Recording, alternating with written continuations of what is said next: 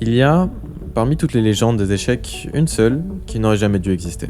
Et il ne s'agit pas de n'importe qui, non. Cette légende se retrouve ici, au tout début de cette liste, parmi les 3 plus grands joueurs de l'histoire. Un génie qui a fait trembler le monde entier pendant près de 15 ans et dont vous connaissez déjà probablement le nom, Garry Kasparov. Aujourd'hui, j'aimerais vous emmener en voyage. J'aimerais vous faire découvrir l'histoire d'un joueur, et plus précisément d'une rivalité, qui, par un concours de circonstances et de chances improbables, s'est vue émerger au sommet des échecs. Cette rivalité, elle est très souvent surnommée comme le duel du siècle, j'ai nommé Anatoly Karpov et Garry Kasparov. What? Qu'est-ce qui s'est passé? L'histoire commençait bien là. 1984, j'ai un bouton. Bon, qu'est-ce qu'on peut faire avec un bouton? 10 septembre 1984. Les joueurs arrivent à Moscou, la rue est remplie de fans, les joueurs rentrent dans la salle, c'est le début du championnat du monde d'échecs. D'un côté, le champion du monde en titre, Anatoly Karpov, au sommet depuis presque une décennie, et de l'autre, le plus jeune challenger de l'histoire à ce moment-là, à seulement 21 ans, Garry Kasparov. Les enjeux sont colossaux, tant politiquement qu'intellectuellement, et le vainqueur de ce match pourrait changer le destin des échecs à tout jamais. Mais même si la majorité de notre histoire se déroulera dans cette salle, je me dois de vous ramener dans le passé juste quelques années auparavant pour que vous compreniez le contexte de ce match. 1975, cliquons. 3 avril 1975.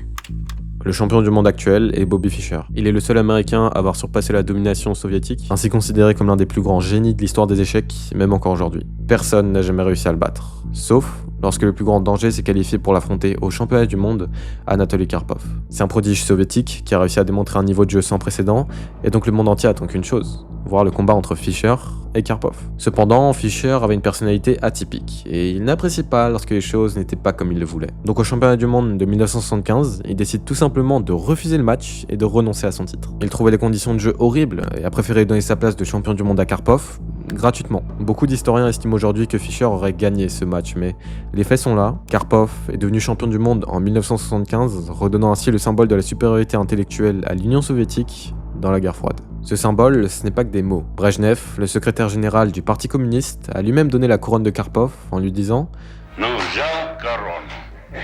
Держи. Потому что за корону, знаешь, дерутся. Dire ces mots devant un auditoire aussi grand, ça signifie très simplement ne nous fais pas perdre ce titre. C'est une obligation. Et visiblement, Karpov a écouté et compris ces mots. Les années sont passées, d'autres challengers sont venus pour l'affronter, mais il n'a pas été détrôné. Il a par la suite pris en expérience, en niveau, et s'est très vite démarqué comme étant le meilleur joueur du monde. Jusqu'en 1984. Vous voyez, on a déjà parlé du challenger du championnat du monde de cette année. Il s'appelle Garry Kasparov, mais je ne voulais pas présenter réellement. Kasparov vient d'Azerbaïdjan, son père est juif, sa mère azérie, et comparé à Karpov, il n'est pas vraiment apprécié par l'Union soviétique. Tandis que ce dernier incarnait parfaitement les idéaux du régime, Kasparov n'a pas eu le même chemin. Son origine, ses idéologies quelquefois trop indépendantistes, ainsi que son style de jeu absolument contraire à celui enseigné par l'école soviétique, tout ça lui a valu d'être plus ou moins repoussé de ce match. Kasparov ne recevait qu'un soutien financier limité dans ce parcours, Karpov avait l'entièreté du soutien soviétique, Kasparov était souvent seul pour analyser, Karpov avait l'aide des plus grands joueurs de cette époque, Kasparov avait une pression politique énorme puisque les autorités soviétiques étaient méfiantes à son sujet, Karpov était au contraire acclamé, reçu dans les écoles et considéré comme un dieu vivant de l'URSS. Bref, vous l'avez compris, même avant que le match débute, une énorme inégalité des forces existait entre les deux joueurs, l'un prêt à gagner, l'autre forcé de gagner. Pour ne serait-ce que participer au championnat du monde, il faut passer une épreuve à part entière. Il faut d'abord se qualifier au tournoi des candidats de 1983, ce que Kasparov a évidemment réussi. Il faut ensuite être le premier parmi les 8 autres qualifiés considérés comme étant les meilleurs joueurs du monde. Des prouesses soviétiques comme Smyslov, Korchnoi et encore Beliavsky participaient, mais seul Kasparov a réussi à dominer les candidats et il était désormais invité à affronter Karpov. Ce qu'il a réussi à faire, ce n'est pas anodin. Terminer 4,5 à 8,5 des joueurs comme Smyslov à seulement 20 ans, c'est loin d'être normal. L'Union soviétique tout entière comprenait maintenant le potentiel de joueurs et tout le monde attendait alors qu'une seule chose. Bon, quand est-ce qu'on va les voir jouer ensemble ?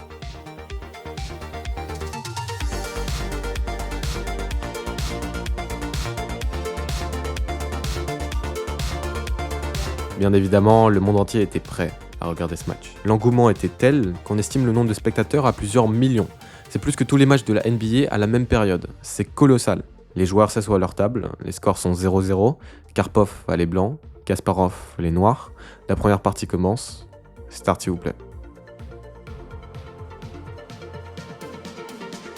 La partie 1 commence avec pion E4 de Karpov, et l'on transpose très rapidement dans l'ouverture que l'on appelle la sicilienne, l'ouverture la plus violente au top niveau. Cela représente exactement le style de jeu de Kasparov, agressif et attaquant, cherchant à détruire ses adversaires. Karpov était plus lent, il cherchait plutôt à encercler sa victime et l'éteindre à petit feu. Ce championnat est donc une bataille de style, et vous verrez très vite qu'uniquement un des deux a réussi à se démarquer.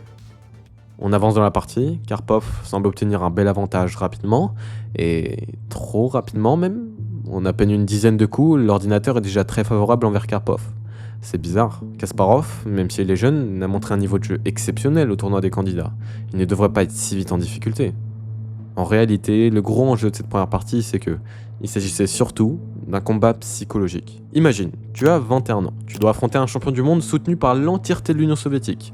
Tu es nerveux, car c'est ta première fois dans un championnat aussi important, tu es aussi émotif naturellement, et en plus de ça, ton adversaire te regarde avec un regard froid, droit dans les yeux, pendant que tu joues. Bien évidemment que tu fais des erreurs dans ces conditions. Et même si la partie s'est finalement terminée par une égalité, car les joueurs ne cherchaient pas forcément la confrontation dès le début, il y a tout de même un des joueurs qui est sorti vainqueur, et c'est Karpov. Il a gagné la bataille psychologique et a très vite compris quel était le profil de Kasparov pour ce match. Le championnat du monde de 1984 se jouait dans un format assez intéressant. Pour remporter le championnat, il faut qu'un des joueurs obtienne au moins 6 victoires sur son adversaire, sans limite de partie. Donc, peu importe les égalités. Ce qui compte, c'est le nombre de fois que tu as gagné. Les parties sont d'ailleurs très épuisantes. On parle quand même des mecs qui sont là pendant 5 voire 6 heures par jour. Le match est donc fait pour qu'un des joueurs se démarque. Le match pourrait durer, je sais pas, un nombre énorme comme 48 parties, qu'il n'y aurait pas de problème dans les règles. Ce qui va départager les joueurs, c'est donc le niveau, et surtout, la psychologie. La seconde partie du championnat du monde a été chaotique, Karpov avait plusieurs opportunités de gagner, mais elle a également fini en une égalité. Il aura fallu attendre la troisième partie pour qu'on ait un premier vainqueur, et sans surprise, il s'agissait de Karpov. Il n'y a eu aucun débat dans cette partie. Kasparov n'avait jamais la moindre chance d'obtenir quelconque avantage, et les scores sont maintenant 1-0. So this must have been very satisfying to score the first punch in a long match like this. No, of course it's nice to take lead in the match. So this was a game in one side. Tout le monde s'y attendait pour être honnête. Kasparov semblait vulnérable. Il n'arrivait pas à contenir la pression qu'il recevait, il manquait uniquement le temps pour le faire tomber. Et si de base, tu pars avec une confiance en soi très basse, et qu'en plus de ça, on te domine de A à Z depuis le début du championnat, tu te dis simplement, comment je vais faire ? Стараться держать чемпионом мира. Comment je vais faire pour arrêter Karpov ? Kasparov would never become world champion. Est-ce possible ? He will be completely destroyed psychologically. Vais-je être comme tous les autres ?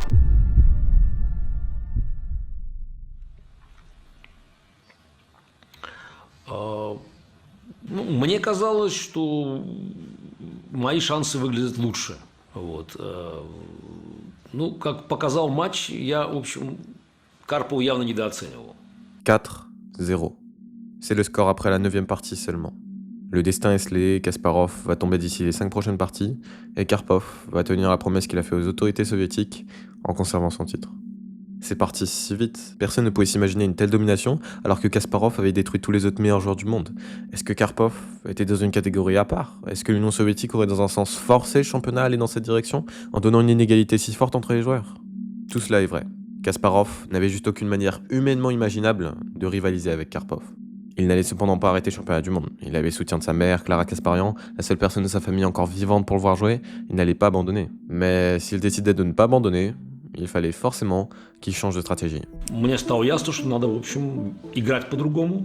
Надо выигрывать время, затягивать матч, делать ничьи, чтобы набраться сил, уверенности и научиться побеждать Карпова. Visiblement, son style agressif ne pouvait pas pénétrer la puissance de Karpov, donc il avait un plan. Si je peux pas le battre psychologiquement, si je peux pas le battre en expérience, si je peux pas le battre aux échecs, je pourrais peut-être le battre en endurance, non ? Je pourrais peut-être le fatiguer, apprendre à le connaître, déterminer ses faiblesses et, au bon moment, l'avoir à l'usure. Cette stratégie, il va la mettre en place, et il va la mettre en place bien. Dès la partie 9, il enchaîne les matchs nuls. Les parties exceptionnelles commencent à apparaître, un niveau de jeu sans précédent éclate, Karpov ressent pour la première fois des difficultés. Mais il savait tout de même que Kasparov ne pourrait pas tenir. Il avait juste à attendre l'opportunité lorsque Kasparov ferait une erreur pour remporter les 2 parties manquantes. Sauf qu'après la partie 18, les prévisions de la fin du match ont été dépassées. Les scores sont toujours 4-0. 21e partie pareil, 24e partie pareil, 26e partie pareil, il a fallu attendre 17 parties.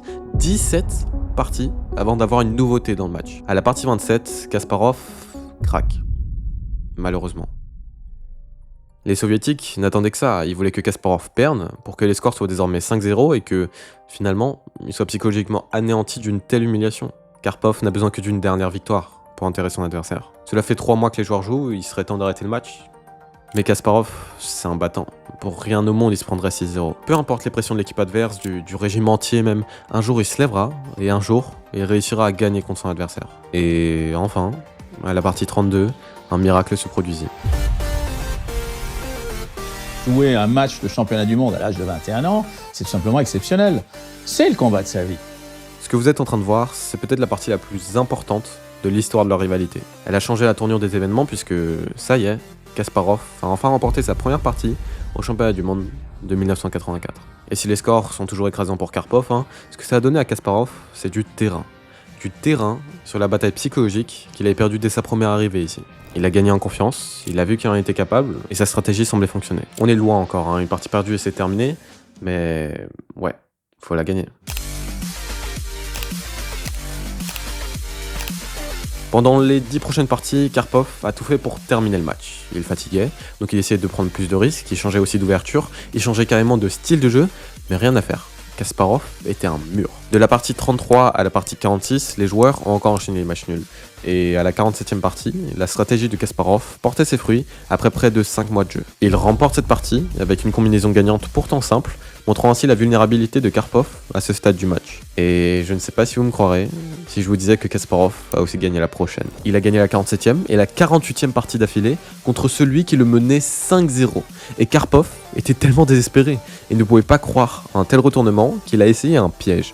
Si tu prends la tour dans cette position, c'est match nul, car les Noirs n'ont plus de coups pour jouer et donc ce serait patte.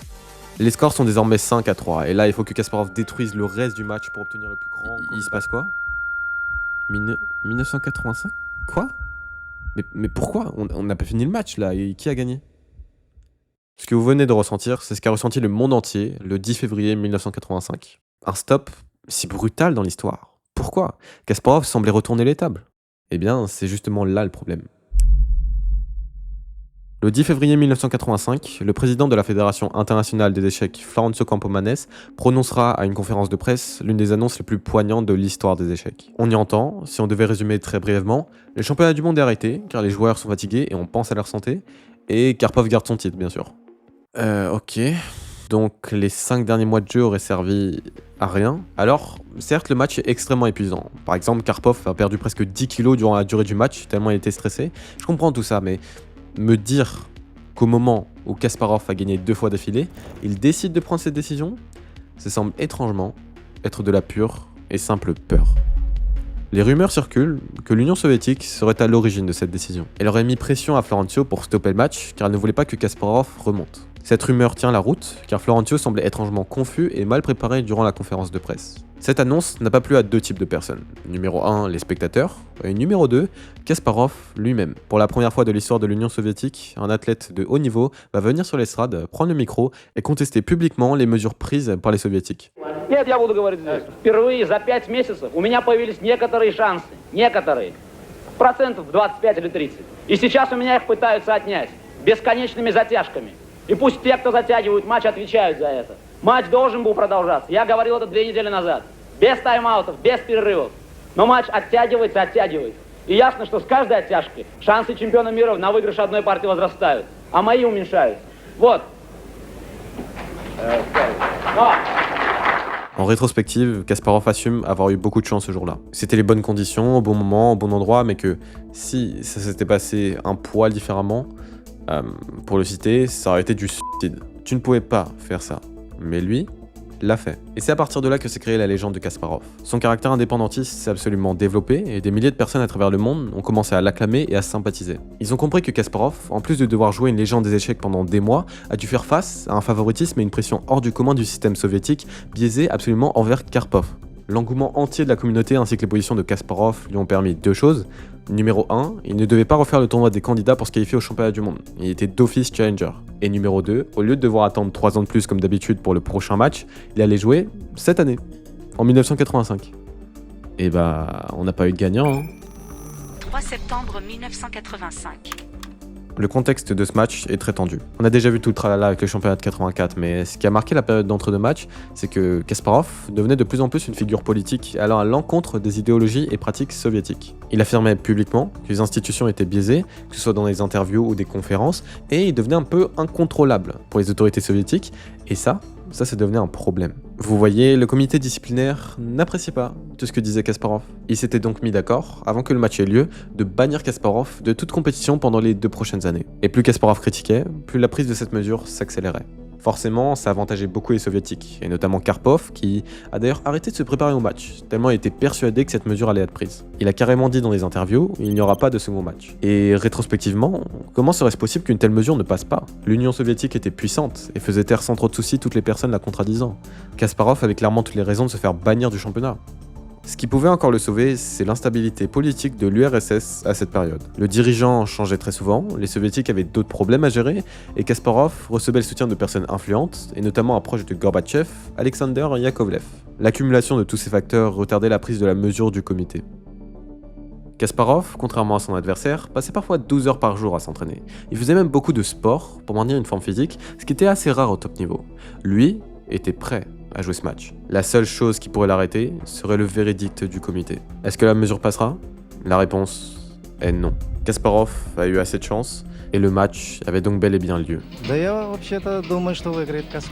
Les joueurs arrivent à la salle, l'un préparé, l'autre non. Le match semblait déjà beaucoup plus équitable, même si Karpov avait toujours le soutien de la majorité de l'Union soviétique, ce qui a d'ailleurs énervé Kasparov au point où son objectif de devenir champion du monde avait aussi des envies de vengeance politique plutôt que d'accomplissement. Ce qui a rendu le match plus équitable au départ, c'est surtout que Kasparov avait pris en expérience. Il connaissait son adversaire maintenant, l'inverse était moins vrai. Kasparov était devenu moins prévisible qu'avant. Les joueurs s'assoient, pour la 49e fois en moins d'1 an. Start s'il vous plaît. Vous vous souvenez du championnat du monde de 1984? Ouais, les conditions de jeu qui te permettaient de jouer à l'infini. Et bah ça a dégagé. C'était la dernière fois qu'un tel format existait, justement à cause de ce match. Maintenant, il y a une limite de 24 parties précisément, avec comme départage celui qui marquera le plus de points, et en cas d'égalité, alors le champion du monde reste champion du monde. Mais qui a dit qu'il y aurait une égalité?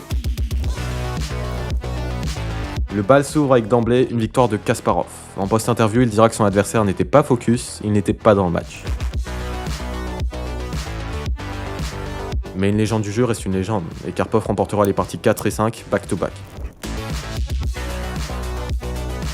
Kasparov se rattrapera cependant sur la partie 11, avant d'arriver à la fameuse partie légendaire de tous les matchs confondus, la partie 16. Alors que les scores sont à égalité, Kasparov change totalement de niveau de jeu et domine de A à Z son adversaire. Et si vous demandez qu'est-ce qui se passe, putain je comprends rien, c'est simple. Uniquement Kasparov, à ce moment-là, avait réussi à obtenir une telle compréhension du jeu dans toute l'histoire des échecs. Elle est extraordinaire, par l'intensité, le suspense et la manière dont Kasparov a joué. Il a sacrifié un pion dès le début de la partie et a réfléchi consciemment à ne pas le reprendre, car il voyait le futur. Regardez, il avait compris qu'en laissant ce pion à Karpov, ce dernier sera en position de défense, immobilisé et obligé de tanker. Ça lui a permis de placer un cavalier, qui a valu le surnom de cette partie, le cavalier pieuvre. Il contrôle tout ici, les blancs sont totalement dominés, et c'est ce qui lui a permis de gagner la partie au final. Comment Kasparov a imaginé tout ça? C'est une humiliation, une domination, une punition ce qu'il a infligé à Karpov. Cette partie a été utilisée dans tous les cours d'échecs à partir de là, et cette partie a aussi, et surtout, été utilisée pour faire passer Kasparov dans le lead du match de 1985. 3 parties plus tard, Kasparov gagne une nouvelle fois à la partie 19. 2 points d'avance avec 5 parties restantes, ça va être compliqué. В начале этого матча, во всяком случае, я не смог перенести первую удачу. Когда вдруг обнаружил, что стою с Карповым, который меня проигрывал -5 там долгое время, я вдруг стою в плюсе, то есть я выиграл одну партию. Karpov gagnera cependant la partie 22, la suivante était une égalité, donc il ne restait que la partie 24, la dernière du match, pour déterminer qui restera ou qui deviendra champion du monde. Kasparov a 1 point d'avance, donc le seul résultat qu'il doit éviter, c'est une défaite. Il faut comprendre que cette partie n'a pas que pour enjeu un titre. Karpov a depuis des années l'entièreté de l'Union soviétique qui le menace presque de conserver cette place. Si Kasparov arrivait finalement à décrocher une victoire, ce serait un bouleversement politique et symbolique énorme. Karpov ne peut pas perdre. Il sait qu'il doit prendre des risques, et Kasparov sait qu'il doit uniquement tenir.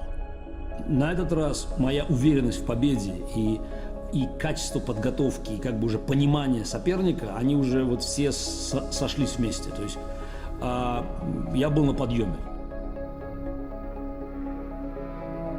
Karpov abandonne.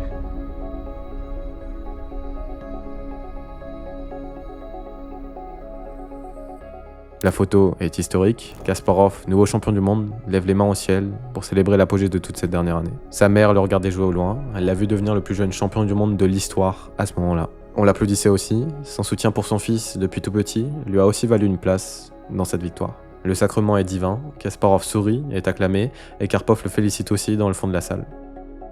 En regardant derrière lui, on aurait pu se dire qu'il n'aurait jamais dû arriver jusqu'ici. La salle est joyeuse, en tout cas pour certains, et cela marque désormais une nouvelle ère dans le monde des échecs. Kasparov champion du monde, c'est quand même spécial. On parle d'un des athlètes les plus problématiques de l'Union soviétique, d'un franc-parleur déjà presque politicien, mais si on se focalise sur le plan échec, c'est aussi un profil très différent de tout ce qu'on a vu jusqu'ici dans l'histoire. Outre le fait qu'il n'ait que 22 ans et qu'il se démarque aussi par son activité physique régulière, ce qui était très rare au top niveau. Vraiment, on parle d'un mec qui savait faire quelques dizaines de pompes, alors qu'il s'entraînait aussi plusieurs heures par jour aux échecs. Outre tout ça, il se distingue surtout par son passé plutôt triste. Je vous en avais déjà parlé, mais Kasparov a perdu son père très jeune, il n'avait que 7 ans à ce moment-là, et sa mère n'était plus que son seul soutien. Elle avait quitté son travail pour développer la passion de son fils, était présente à chacun des tournois, à chacune des parties, elle avait même renoncé à son nom d'après-mariage, Wimstein, pour donner un nom plus russophone à son fils, pour qu'il ne soit pas gêné dans la suite de son parcours. The childhood, as we understand and enjoy, was not fulfilled. C'est grâce à ses talents remarquables, au soutien de sa mère et à la chance qu'il a eu de ne pas perdre sa carrière en 84, qu'aujourd'hui, en ce 9 novembre 1985, il est devenu champion du monde. Malheureusement, cette période de joie n'allait être que temporaire. Quelques jours après la conclusion de ce match, Florencio Campomanes, toujours président de la Fédération internationale des échecs, dit « Bon, on va faire une revanche, tout de suite, dans 3 mois. » Pour citer Kasparov, lorsqu'il a appris cette nouvelle, pourquoi si vite déjà, et pourquoi Karpov aurait le droit de rejouer contre moi sans repasser par les phases de qualification? Ça n'a pas de sens, il faut qu'il prouve qu'il est digne de rejouer à championnat du monde. Sur quoi les autorités ont répondu « Ah, tu contestes? Si tu refuses de jouer ce match contre Karpov, tu seras disqualifié. » Ah là là, qu'est-ce que vous voulez, tu ne peux pas faire grand chose contre de telles menaces, tu dois jouer dans 3 mois et tu la fermes. Kasparov a néanmoins réussi à négocier pour qu'il puisse jouer un peu plus tard, dans 8 mois à la place. Bon, vous savez ce que ça signifie, 28 juillet 1986. Pour les autorités soviétiques, Kasparov ne peut pas rester champion du monde. Karpov est obligé de reprendre le trône. Il a déjà brisé la promesse qu'il a faite à Brejnev, donc peu importe ce qui se passe à ce championnat, Karpov doit gagner. Et il y parviendra, par toutes les manières possibles, même celles illégales. On y reviendra plus tard. On est reparti, pour la 73e partie de leur rivalité, Karpov a les blancs, Kasparov les noirs, et le match garde son nouveau format de 24 parties.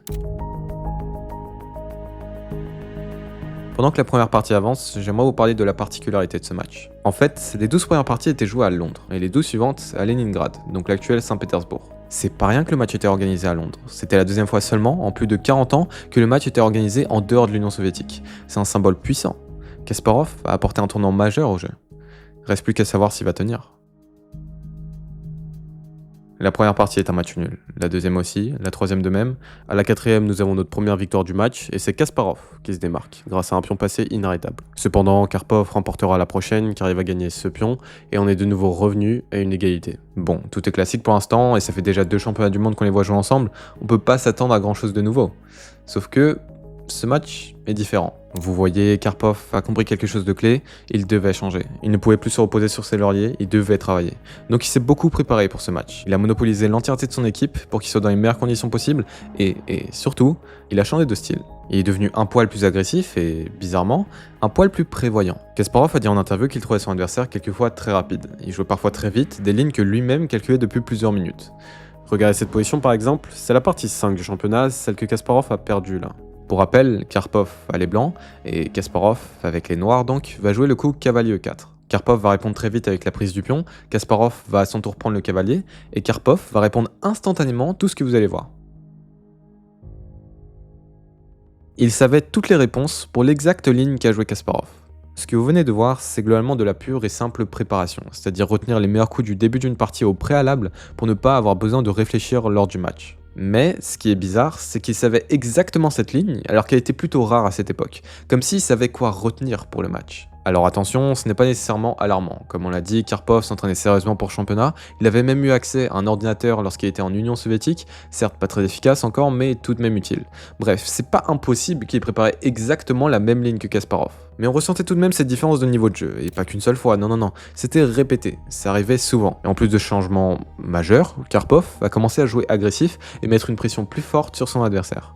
Et ça, c'est bizarre. Tu ne progresses pas aussi vite aux échecs. Et c'est lorsqu'on est arrivé à la moitié du match et que les joueurs ont dû arriver en Union soviétique que Kasparov a vraiment ressenti une force incontrôlée.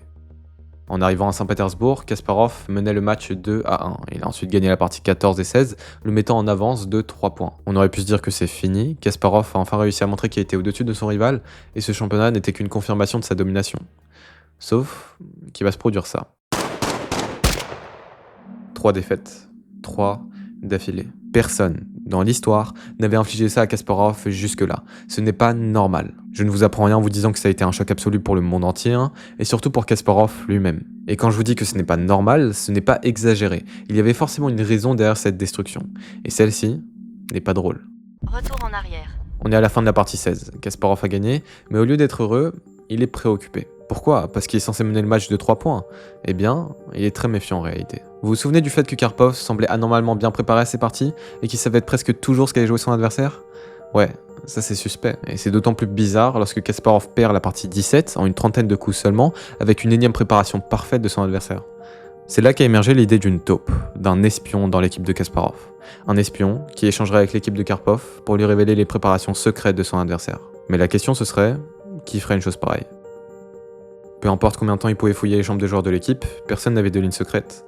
Serait-ce de la paranoïa ? Pour être sûr de la réponse, ils ont dû trouver une stratégie pour cerner le potentiel coupable. Ils ont décidé de retirer toutes les principales lignes de téléphone des chambres d'hôtel et d'appeler individuellement chaque chambre pour voir s'il n'y avait pas de téléphone secret caché. Et, contre toute attente, dans la chambre de Yevgeny Vladimirov, on entend une sonnerie. L'équipe vient en courant vérifier ce qui s'imaginait se passer.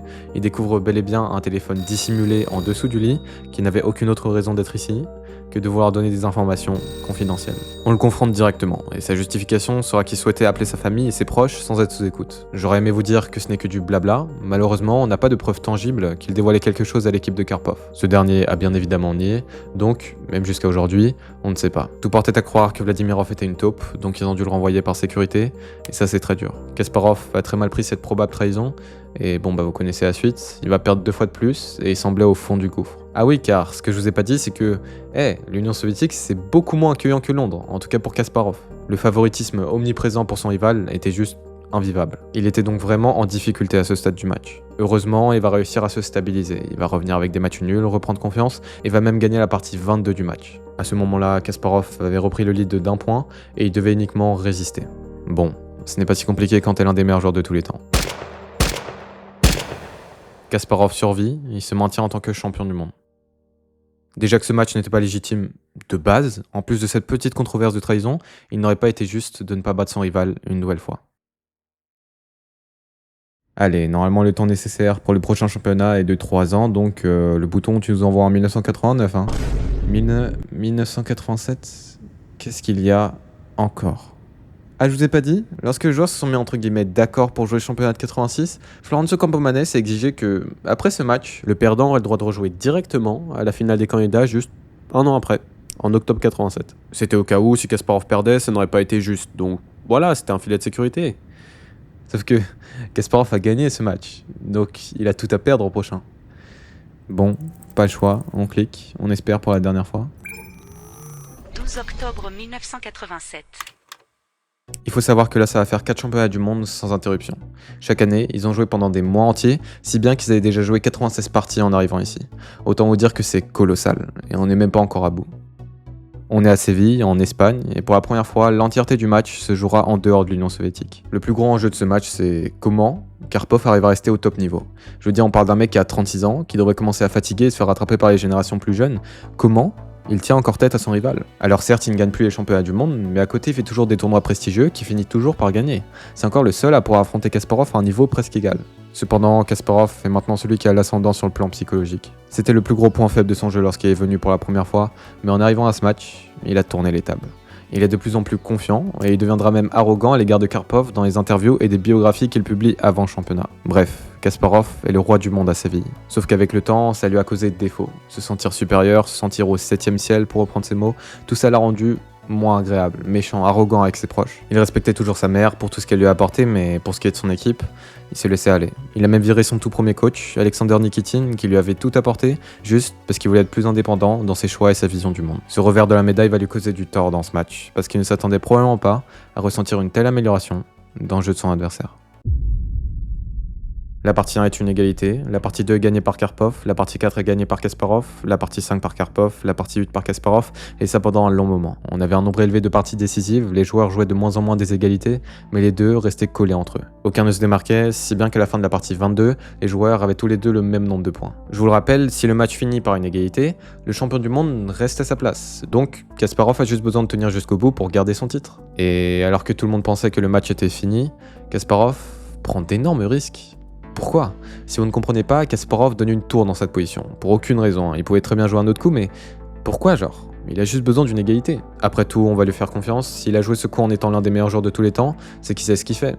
Pas vrai ?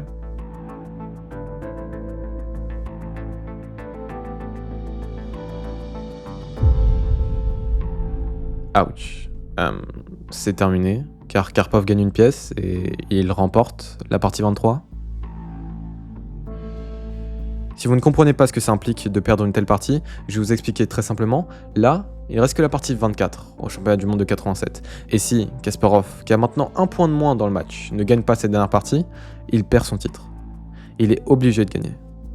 Et ce n'est pas facile, vraiment pas. Karpov ne doit jouer que pour l'égalité et Kasparov devra se soumettre. Qu'est-ce qu'il a fait ? Ce match reprend une importance capitale et politique. Si Karpov arrivait à gagner ce match, l'Union soviétique reprendrait en force et en puissance dans le combat intellectuel. Les chaînes de télé espagnoles comprennent l'enjeu et ne diffusent que cette dernière partie sur leurs écrans. Comment il va faire ? Il va faire comme il l'a toujours fait. Il va venir, s'asseoir et jouer. Et c'est là que Kasparov montre pourquoi il est considéré comme l'un des plus grands sportifs de tous les temps. Il sait très bien ce que pense Karpov à ce moment-là. Il sait que le monde entier s'attend à ce qu'il joue agressif et qu'il prenne des risques. Donc, il ne va pas le faire. Il va jouer une ouverture calme, il va adopter une stratégie simple pour que, si, par miracle, Karpov se trompait d'approche et qu'il n'arrivait pas à s'adapter, il puisse trouver une faille dans la position adverse. C'est sa seule chance. Donc la partie avance. Elle avance jusqu'à ce qu'on arrive dans la dernière phase d'une partie d'échecs, la finale. Karpov en est l'un des plus grands experts, mais il possède un pion de moins. Au coup 41, les joueurs décident d'ajourner la partie, c'est-à-dire de la décaler au lendemain pour qu'il puisse reprendre des forces. Et durant ce temps de pause, Kasparov peut analyser la position finale. Il dira avoir eu un stress et une pression immense sur ses épaules parce que il voulait pas perdre. Il ne pouvait pas perdre. On n'a que ça. Pour décider si on va rester champion du monde, on doit juste trouver la solution. Il a évalué pendant des heures cette position finale, celle qui pourrait déterminer le destin de ce petit monde que sont les échecs. On ne sait pas ce qui a conclu, gagnant, pas gagnant, et il est déjà trop tard de toute façon. Le match doit recommencer. Kasparov sait qu'il a encore des chances de gagner, car il a un pion de plus, mais il faudra être précis. Plus la partie avançait, plus la position de Kasparov s'améliorait, mais il n'arrivait pas à passer. Il essayait de comprendre la seule façon pour gagner dans cette position, et après des dizaines de coups de recherche, il avait compris. La partie s'éternisait, mais il savait ce qu'il devait faire pour rester champion du monde. Il préparait son plan, et avant qu'il ne l'exécute, il entendait Campomanes parler de la cérémonie de fermeture dans la pièce d'à côté.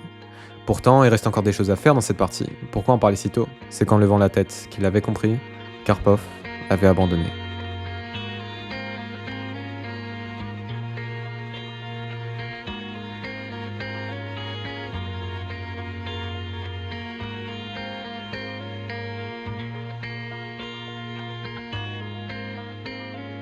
Kasparov champion du monde, une nouvelle fois.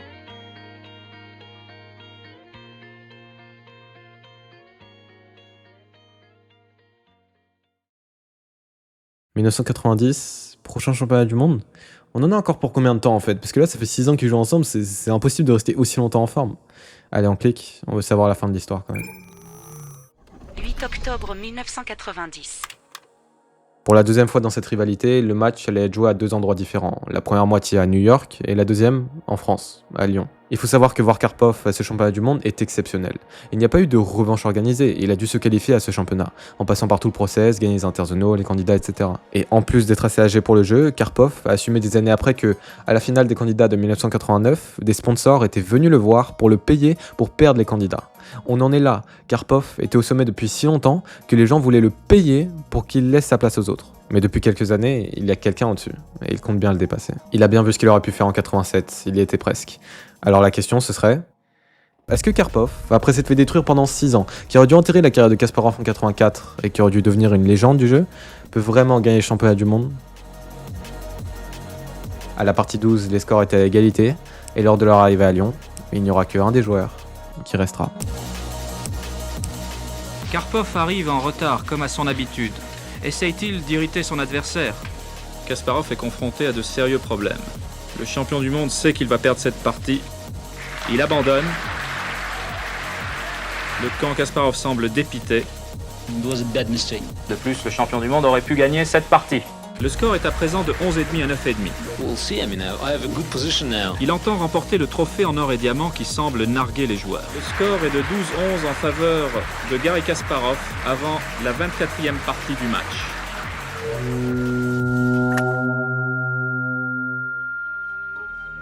L'histoire s'écrit, mesdames et messieurs. Alors vous voyez ces lumières s'allumer, vous voyez ces pièces bouger, où l'entièreté du monde contemple ce championnat, il y a bien des joueurs en train de s'envoler vers les cieux. Il y a bien des joueurs en train de faire tomber une légende. Qu'importe les scores, qu'est-ce qui déforme. S'il existe une rivalité qui aurait marqué les esprits de tous ceux qui l'ont connue, qui aurait brisé des liens, des amitiés, une rivalité qui aurait créé une histoire sans fin, avec une complexité sans nom, qui aurait été à l'origine de la création de fans, d'une communauté, qui aurait apporté une richesse culturelle et politique sans précédent, qui aurait changé l'histoire des échecs, l'histoire d'un pays, de 2 joueurs, qui a engendré l'un des plus grands mouvements sportifs de tous les temps, c'est bien celle-ci. Je parle bien évidemment de la rivalité, surnommée la rivalité des 2 grands cas, Karpov et Kasparov. Et celui en train de s'envoler vers le panthéon des échecs en 1990, c'est bel et bien Kasparov.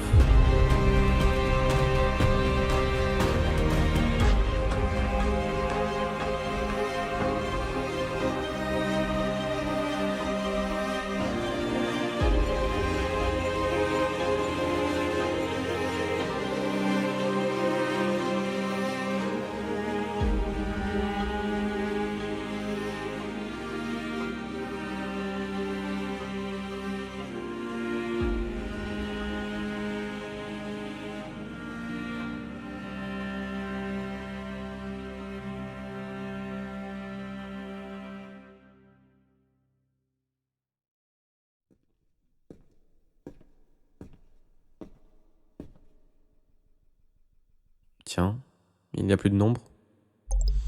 Il n'y a plus de suite. C'est pas grave. C'était déjà assez beau comme ça. Vous savez, cette histoire ne s'est pas réellement arrêtée là. Même si Karpov n'a plus jamais réussi à se qualifier au championnat du monde, ce qui marquait définitivement la fin de leur rivalité à partir de 1990, les deux se sont bel et bien recroisés plus tard dans leur vie. En effet, à la suite de leur dernier championnat, Kasparov est resté au sommet encore quelques temps, jusqu'à l'arrivée du nouveau millénaire, où il a dû laisser sa place à la nouvelle génération. À partir de là, il a commencé à militer politiquement en Russie, et notamment contre Vladimir Poutine dans une manifestation en 2007, ce qui l'a amené à être emprisonné pendant 5 jours. Personne n'avait le droit d'aller le voir, pas même sa famille, mais une personne s'est pointée dans sa cellule. Une personne qu'il connaissait très bien. Elle est arrivée, un repas à la main, pour discuter avec lui. Cette personne, qu'il n'avait pas vue depuis des années, qu'il croyait être son plus grand ennemi, c'était Anatoly Karpov. On ne sait pas ce qui a été dit. Tout ce qu'on sait, c'est que, après que Kasparov soit parti de la Russie pour sa sécurité, il a expliqué qu'il a vu Karpov d'un autre œil à partir de là. Il ne le voyait plus comme son ennemi. Et j'aimerais vous ramener quelques années en arrière, à ce fameux dernier championnat, lorsque Karpov et Kasparov ont fini leur match. Oui, vous vous souvenez, ils étaient en train de discuter juste après. En interview, on a demandé à Kasparov « Pourquoi ? Pourquoi tu discutes avec ton rival ?»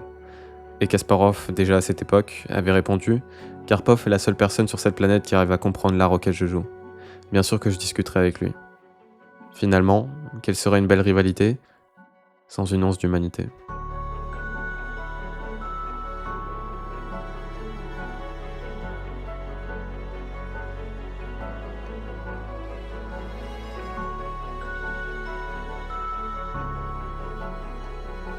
Merci d'être arrivé jusqu'ici, mais avant de vous lâcher, j'aimerais vous partager une dernière petite anecdote qui m'est plus personnelle.